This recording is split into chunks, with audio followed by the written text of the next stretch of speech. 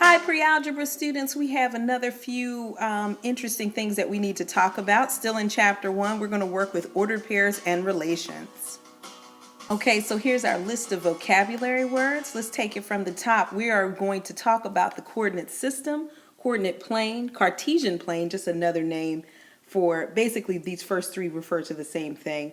Y-axis origin, x-axis ordered pair, x-coordinate, y-coordinate, and graph. We are not going to write definitions for these. I'm going to actually draw a picture. Some things we'll write a definition for, but for the most part, we're going to locate these on a particular diagram.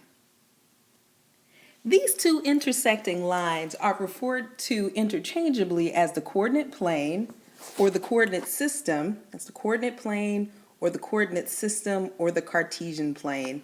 Coordinate plane and coordinate system are used interchangeably in our text. Cartesian plane is a way of referring to it that refers to the inventor, Rene Descartes, a philosopher and mathematician who created this way of organizing information. So if you notice, we've created it by two lines that intersect. The line that is horizontal refers to the x-axis. The vertical line would be the y-axis. And the intersection of these two lines happens at the origin.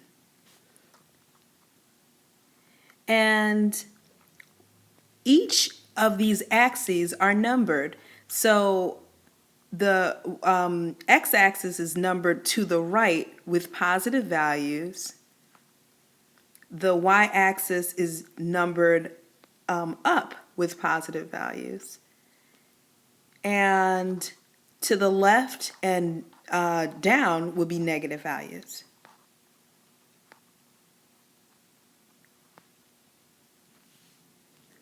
What this numbering system gives me the opportunity to do, or us the opportunity to do, is to label locations. For instance, if I were to put a dot right here, I would refer to that location by the x value and then its y value. So I would look at my x-axis first. I'd start on my x-axis and I'd say, how far out do I travel? I travel out 2 or to the right 2 and then up 1 to get to that point. So I would label this point to 1. The way I've labeled it, the labeling system has the x term first and the y term second. And what this is called is an ordered pair. It's a pair of numbers that refers specifically to a spot on the Cartesian system or the Cartesian plane or coordinate plane. I need you to remember that because since x comes before y in the alphabet, x will come before y in our ordered pair. We have another dot here, and we can refer to this, or what would the ordered pair be for this little green dot? We go out to -1 and up to +2. So x coordinate comes first, -1, and the y coordinate comes second. That's 2. I'm using another word here, coordinate. So the x coordinate is the first term, and that's a vocabulary word, so I'm going to just put x coordinate. And then the y coordinate is the second term. Put an arrow here, y coordinate. All right. So the next terms I actually have definitions for. A relation is a set of ordered pairs. For instance, if I were to think about a number and then doubling the number, matching it with its double, I could have 1, 2, 2, 4, 3, 6. And these are elements or ordered pairs that are in a relation. So this represents a relation. So a relation is a set of ordered pairs. The domain in this case would be all the values of the ordered pairs in the relation. So the domain in this case, I'm going to use these curly brackets, which means set. The domain would be the set of numbers 1, 2, and 3, given the relation that I have up here. The range is the set of all y values. So I think you can probably guess what that set would look like. It would have 3 terms, and they would be 2, 4, and 6. So the domain refers specifically to all of the x values, and the range refers to all the y values. Let's take a look at example 1. I want you guys to notice that I'm doing this freehand because I have a little limited amount of ability to use graph paper here. I'll try it on the next example. But you have graph paper. I'd like you to use graph paper to draw your graph, your XY axes. I'm going to label this with a little X and a Y, and I'd like you to be neat about this. I'm going to do the best I can with what I have, but I think you can be a little bit neater than me on this. So the following just says graph the following ordered pairs. So we'll take each of these in turn. We'll start off with 2, 4. When graphing, I know that this first term refers to X. It's the X coordinate, so I move over on the X axis first out to 2. And the next thing I need to do is move in the positive Y direction up to 4. So this point 2, 4 lives here. So that's the point 2, 4. With B, I have 5, 0. So the X term tells me to move all the way out to positive 5, and the Y term tells me to stay right there on the axis because I move 0 spaces. So the point 5, 0 is located here. 0, 4 tells me with the 0 to stay right at the origin. So if I'm going to stay at the origin 0 and then move up 4, this is where my point will be located. That's 0, 4.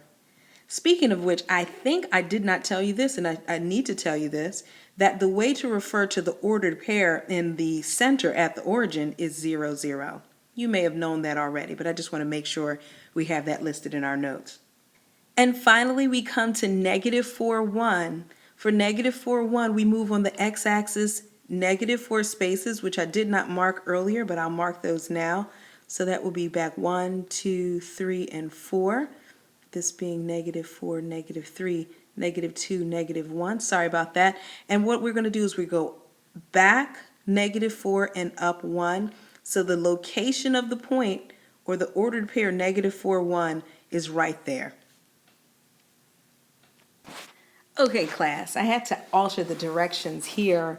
We're going to identify ordered pairs, but what we're going to do is we're going to write the ordered pair for each point listed. So we've got A, B, C, and D, and I'm going to just put these pairs of parentheses here to indicate that we're going to write ordered pairs for each of these. So A, if I'm going to look and figure out what the ordered pair is for A, I go directly, start at the origin, and I trace a line until I reach right underneath A. That's 2, but I'm going in a backward direction, or I'm going to the left. So that's negative 2 and up to positive 3. So the ordered pair here would be negative 2, positive 3. For B, I go out to the right 1 and up 1. So that's X is positive 1, as is Y, positive 1. The ordered pair for B is 1, 1.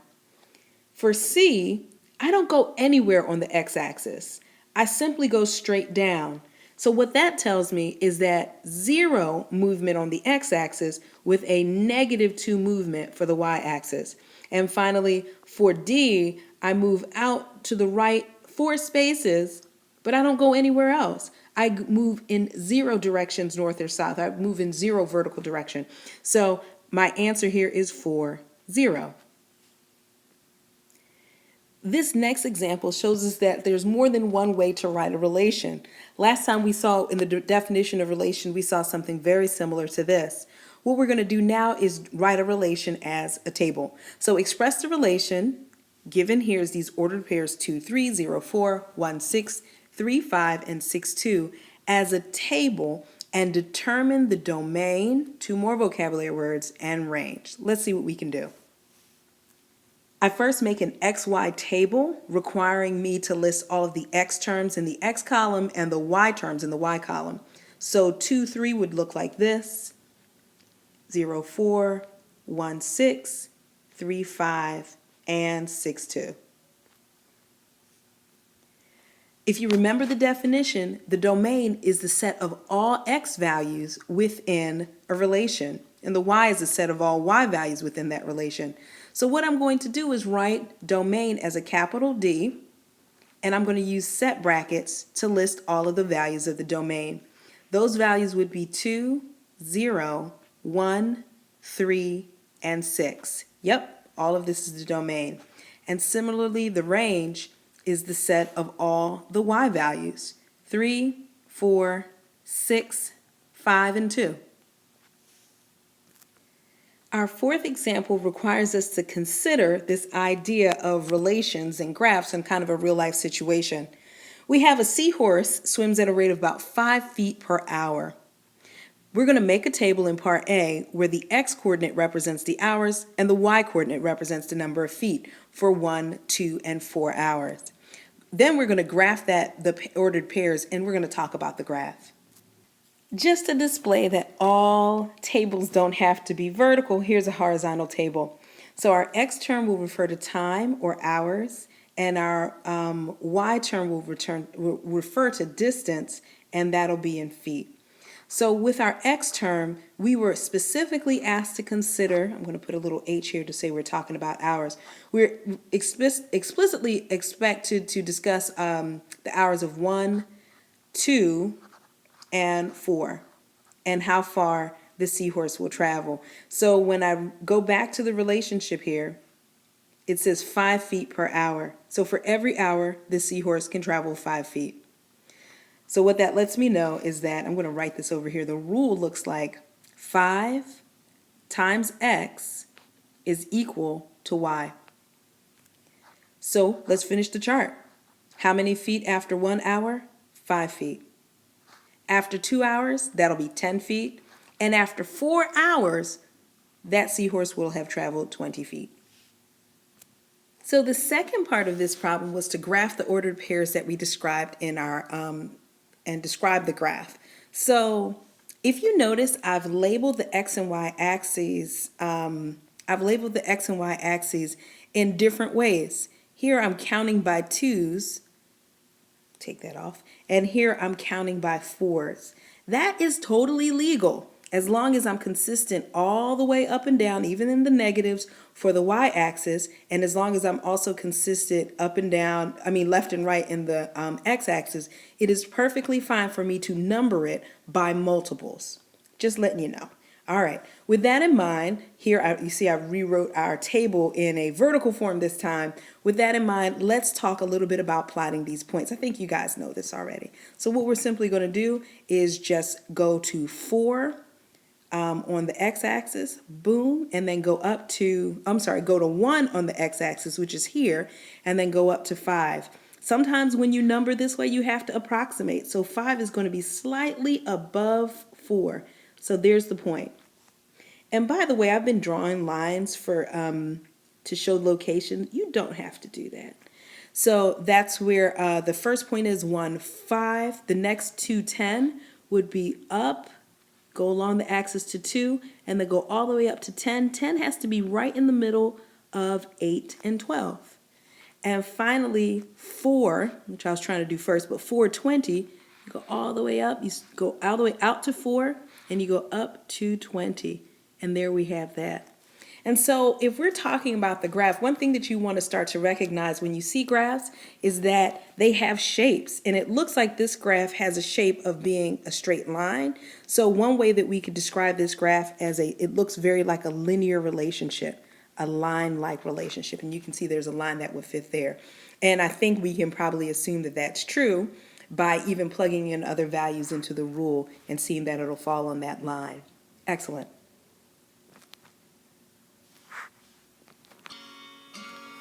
Okay, friends, our assignment for this after this lesson is that you guys should be able to finish up pages 28 and 29 by doing 13 through 27 odd, 28 through 35 all, and then the problems 37, 38, and 40. Have a great weekend.